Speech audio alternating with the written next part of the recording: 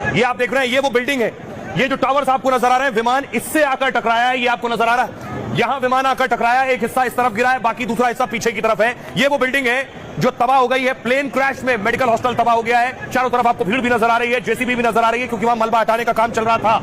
तस्वीर में आपको दिखाऊं, ये आप देख रहे हैं अंदर की तस्वीर, आप देख रहे हैं हॉस्टल के अंदर की तस्वीर। अफरा तफरी मची थी, विमान का बहुत सा हिस्सा अंदर आकर गिरा था। देखिए, तो ये हॉस्टल में उस वक्त लोग मौजूद थे।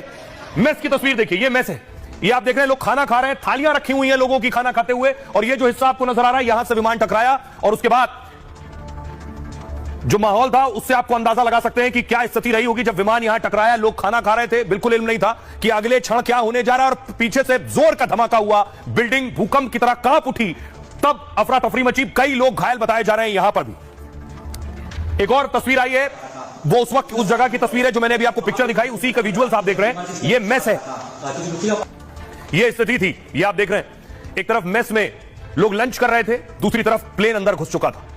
एयर इंडिया का प्लेन हॉस्टल की मेस की छत से टकरा गया और इस दौरान हॉस्टल में छात्र लंच के लिए जुटे हुए थे।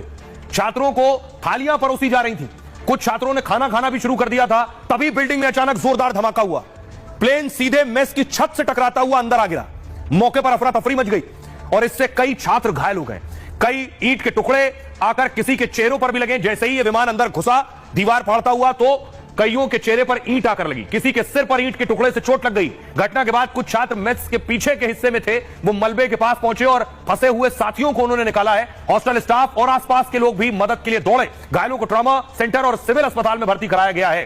फायर ब्रिगेड की गाड़ियां मौके पर पहुंचने लगी, क्योंकि विमान की आग चारों तरफ फैल रही थी, आग बुझाना था। फायर ब्रिगेड मौके पर पहुंची और आग बुझाने की कोशिशें शुरू की, क्योंकि इमारत में भी आग लग गई थी, हॉस्टल में भी आग लग गई थी और यहीं आकर विमान घुसा था। और इसके बाद वहां इस हादसे के बाद सोचिए 242 लोग विमान में सवार थे। विमान जलकर राख हो गया और जो लोग विमान में थे उनकी बॉडीज, उनके शव पूरी तरह से जल गए और इस स्थिति में है कि उन्हें पहचाना भी नहीं जा सकता है।